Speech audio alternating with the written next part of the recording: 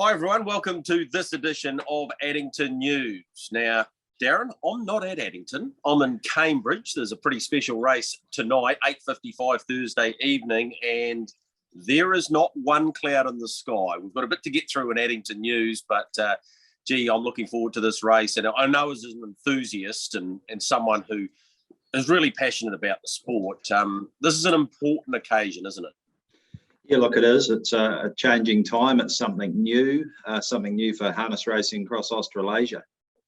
So, look, it's exciting. The field's been put together where our thoughts go out to the connections of Pembroke Playboy and Nathan Williamson. But really just want to pass on Addington's best wishes to all of the participants, obviously, tonight and the slot holders, but in particular, Graham Bowen and David Branch, the CEO of Cambridge Harness Racing Club.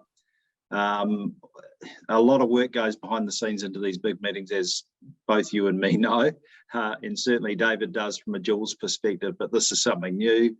Certainly he's had some challenging times, as we all have with COVID, and got the orange light, if you like, last night, so be pleased about that. But look, end of the day, we're all harness enthusiasts. Get in, have a bet, support the race, and let's see what happens. Let's see what unfolds tonight. Everyone's got a view on what's going to happen the first few hundred metres, and I see the TAB have a market open for the leader at the winning post the first round. Yeah, exactly, and heavily backed to do that is Ultra Orlando. So that's tonight at Cambridge, but nice wee segue there into the orange light change by the government overnight. So what does that actually mean for people wanting to come to Addington Raceway? Mate, it means we all did high fives in the office yesterday and thought, thank God this is nearly over. You know, we've been through it through cup meeting, as we've said before, and the participants and the owners and everyone else has been pretty good right through the whole thing, but everyone's getting a wee bit stressed with it now. But look, all it means is that we are much freer to operate, in particular without seated and served scenarios, which obviously frustrate people, but are also expensive to operate. And, you know, it takes time backwards and forwards to bars to get drinks and bring them back to people, or food back to people. So look, we're really wrapped that that's gone. We're really wrapped that we can take some fencing down. We're wrapped that we can have people on course, and in particular public. So for Saturday night at Addington, if you want to come to the races, rock up. The areas that will be open to you will be the lawn areas. You can obviously park your car up the straight, which I know a lot of people quite like doing. Spectators will be open for public and owners and members. There'll be a separate members area in the Silks Lounge, and members of the public also have access to the Silks Lounge. The seating bowl, of course, is open. The IRT Stables barbecue's open, and pretty much everyone has access to all of that. Only owners, of course, and licence holders in the stable block. Returning to race books and everything in the foyer as you come into the stand.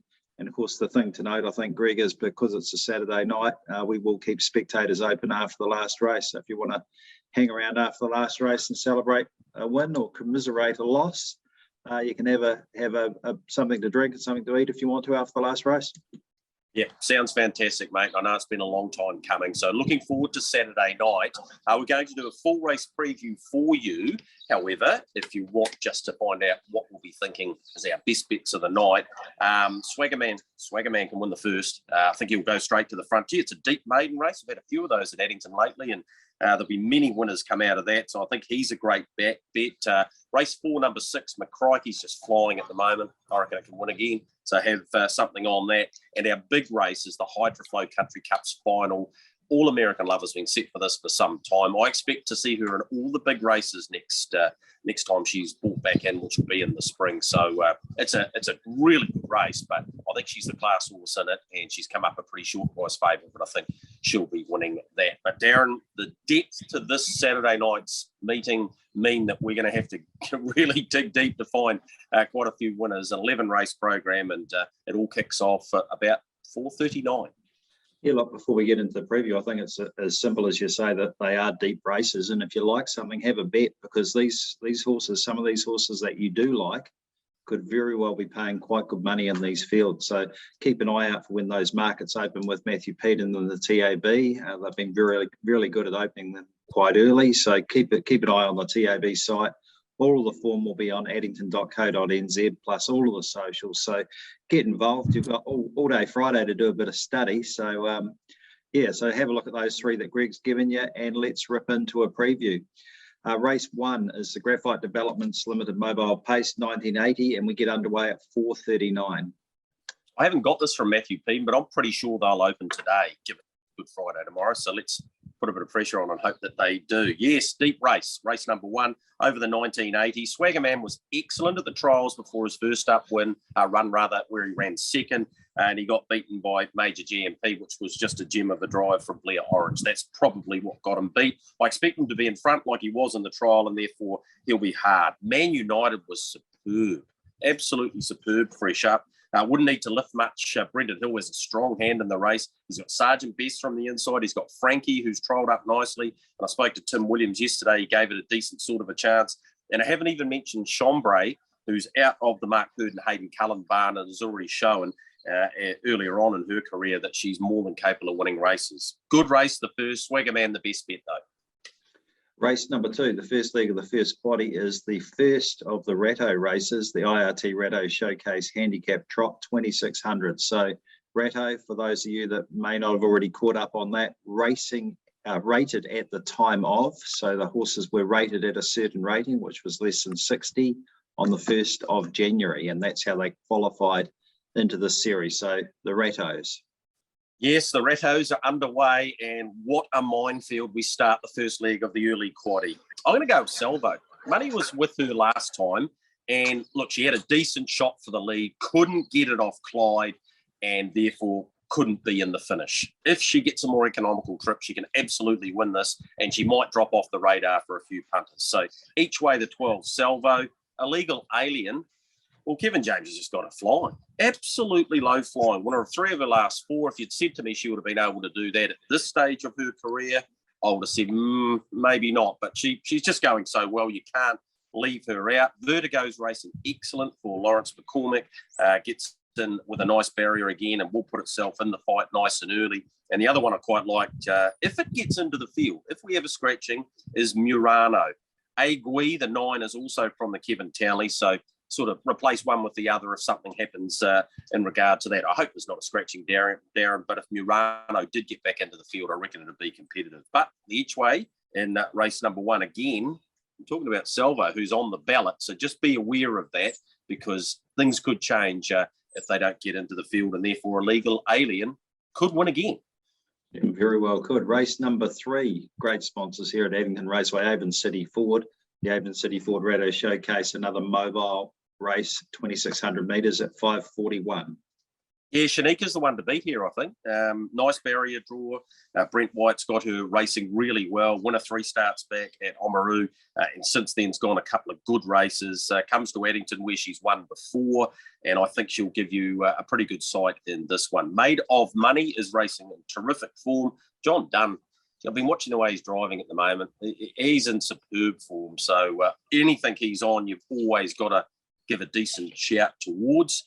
Better Fly could win this and win it by 5 lengths, and you'd go, well, how come I didn't put her in? She's been racing against arguably some stronger fields, so I reckon she can get some money in this. And the other one I thought was Loyalist outside second row. I wouldn't count it out. But again, this early stage to the quaddie, the early quaddie on Saturday night, just keep marking them if you can, Darren, because you need plenty.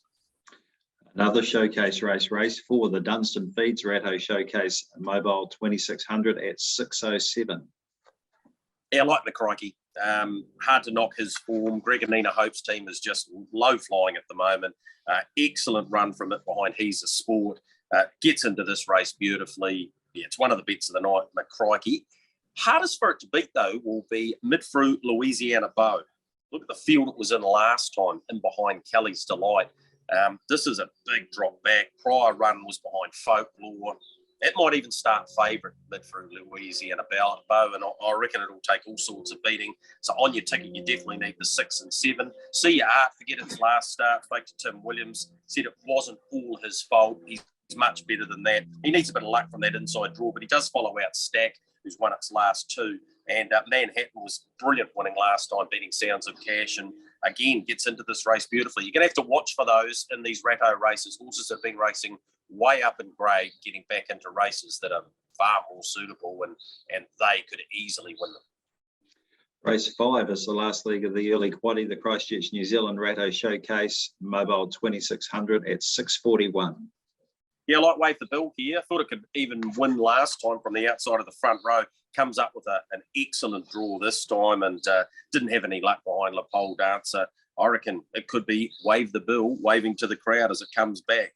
Massive chance to win this. Lose Deal was very, very good at Addington first up last time. Tony Hurley was doing the steering for Rebecca Heads, and from that barrier draw, I reckon it'll shoot forward again and probably take some catching.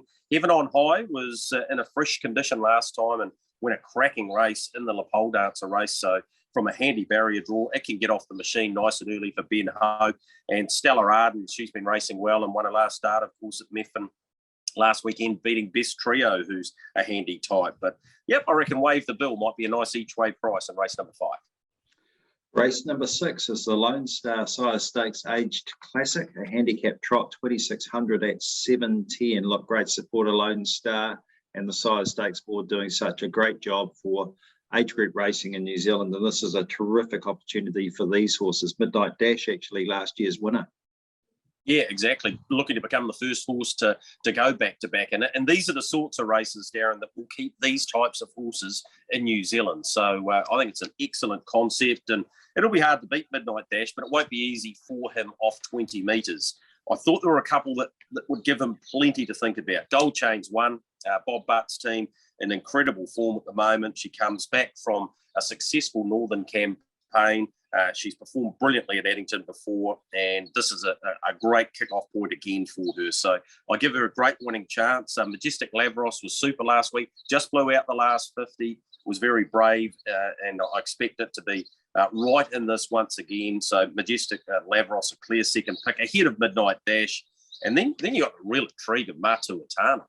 We haven't seen him for that long. He's back with Paul Nairn. I'm loath to leave him out of your top 4 for that reason. And you're leaving out horses with winning form like Light of the Moon and Baxter and even Time Up the Hill off the front. But, Paul Nairn just doesn't line them up unless they're ready to race. So I suppose you've got to respect that. But, I reckon Gold Chain's probably the best bet in the Lone Star Sire Stakes Age Classic. Race number 7, a really interesting 3-year-old race. The Dakins Like Messiah, 3-year-old stakes. And, of course, Like Messiah, New Zealand Derby winner for one of the New Zealand Metropolitan syndicates. I think it was the Met 2 syndicate that was successful on that occasion. Yeah, they were, and I can still vividly remember the crowd out on the track and getting the photo. It was a wonderful occasion for the club and for the connections who were involved in that. Playfully's going super for Regan Todd. She was excellent winning the stakes race there, the Tony Abel stakes race. Tony and Gay sponsored at Rangiora. I reckon she'll win again. She's just in incredible form, and she'll take all sorts of beating. Mossdale Ben, they draw 7 and 8, courtesy of the draw, the pref draw, of course, and I think they'll run 1-2. They're the 2 best horses in it. Bit of respect around What's on Your Mind, who's done nothing wrong really in 3 starts. That second run had to work around the field, so I forgave it there, and it ran second too, Playfully. So that's a great form line. And Queen of Diamonds is fresh up, but she was good enough to win her first start and is out of the Rolliston base of Mark Byrne and Hayden Cup. But, Playfully for me on top, and the Dakins Like Messiah. Race number 8 is the first time running of the Hydroflow New Zealand Country Championship final. Look, a really, really good race. We're going to have a look at a couple of horses, Greg. I think the first one you wanted to have a look at was All American Lover.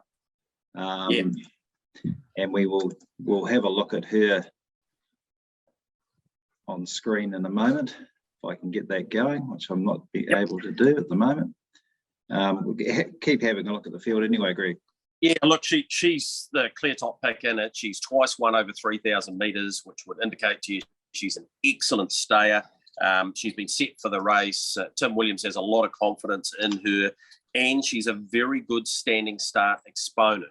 This was at Methven. She found the top, and she just powered up down the back, made the lead, and ran away. She gets a little bit rank in her gait, but Tim saying afterwards, he actually blamed himself because she was that far clear. She started gawking around and started thinking, oh, I might get out of this if I can. But once he balanced her again, she just dashed through the line, and she was just simply too good, Darren. She only has to replicate that to win this for mine. She's currently $2.30 with the TAB. I think that's about right, and she may even start shorter than that. But she's an excellent chance in the race. The other video I wanted to have a look at is this brings a whole lot of form lines all to one race, and Rough and Ready has won its last 3 country cups in a row. David Butcher's really clicked with him.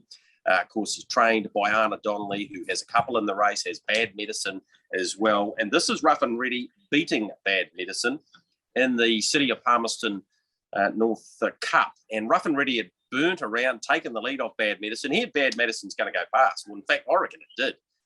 David Butcher balances up, as he does so often in close finishes, Darren, and gets his nose back in front right on the line, beating son Ben, of course. I'm sure he would have really enjoyed, as he does love beating Zachary at times. So you've got to respect Rough and Ready. Yes, it won't be easy for him, but gee, if he burns around and hits the front, he's such a big, strong, rugged stayer.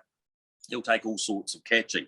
The Falcon, Derby placed, of course, at 3. Excellent racehorse who just keeps putting himself in the races and getting economical trips and therefore picking up a lot of money. He can do that again here. So I respect him. I respect Bad Medicine as well.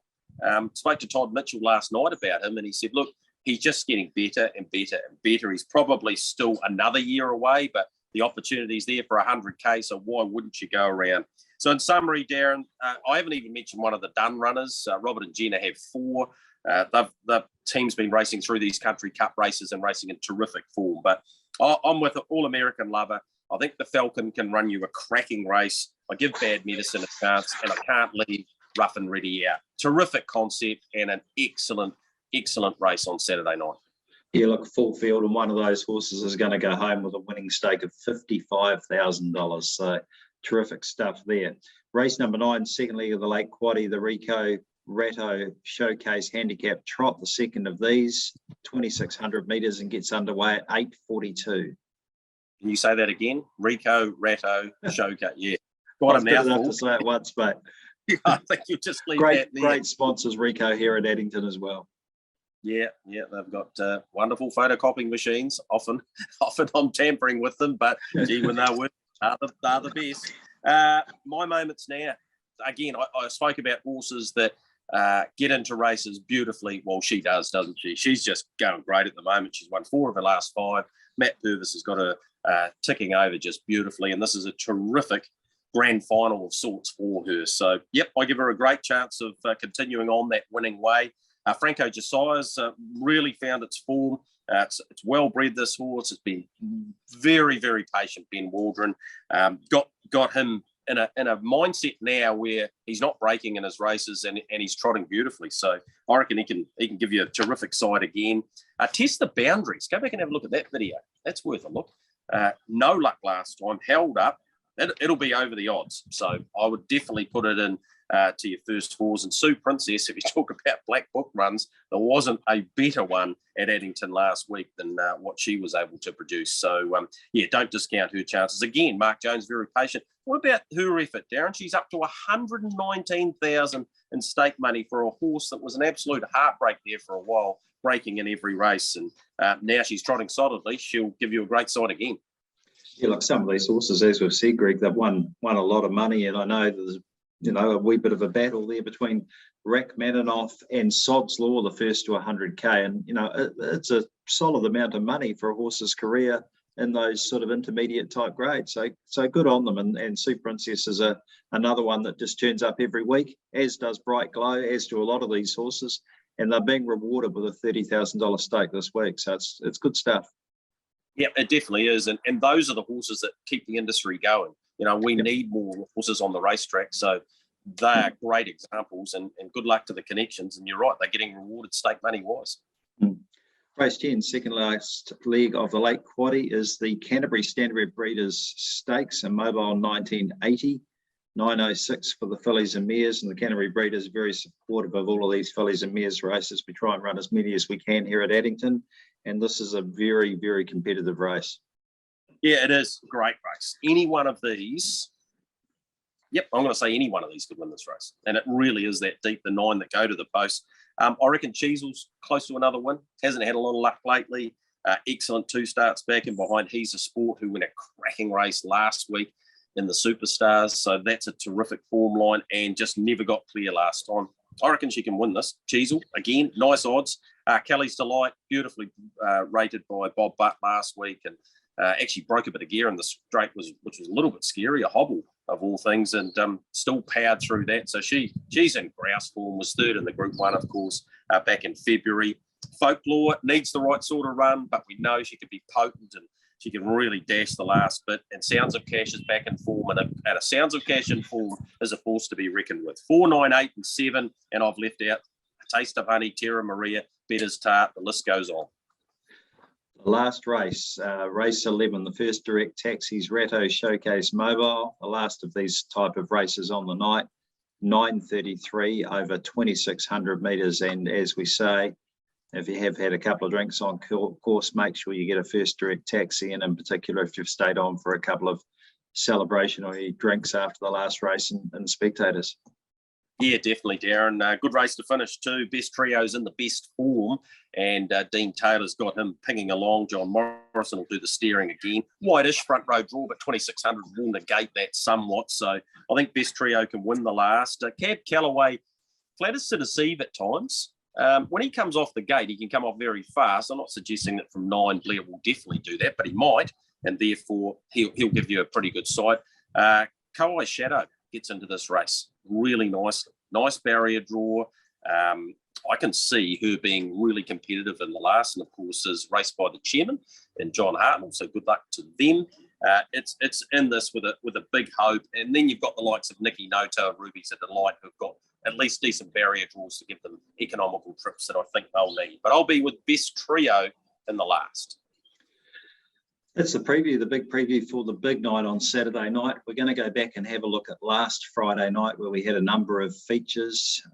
Miss Elsie taking out the Miss Elsie filly taking out the Leonard Memorial, the downward Seaside Leonard Memorial. Sunday Sun, of course, grabbing his Group 1 in the Fred Shaw, a race that had eluded him until that point in time. And the video that we're going to leave you with is Kango taking out the Coca-Cola Superstars. What a tremendous job Anna Donnelly's doing. She's really become a force in the North Island. She's certainly a force when she brings a horse down to Canterbury. And I know that when we run an owners' night at Alexandra Park 4, 5, 6 years ago, she was very active in the room. And I think it's taken her a long way with her communication with her owners and everything that she does, and her preparation with these horses. She was really rapt to win a feature race at Addington. And I think we're going to see more of Kango perhaps in November in the New Zealand Cup, Greg. Yeah, definitely. Look, it made the horse coming to the carnival back in November. He's been beautifully handled by David Butcher. Like I said before, they're clicking, Anna and David, and he's a big, strong horse, and you're right, he'll be back in November, and she just does a great job. Anna, she's got a terrific team around here where I am in Cambridge, and the horses are racing accordingly, and good on her taking out the Group 2 last week.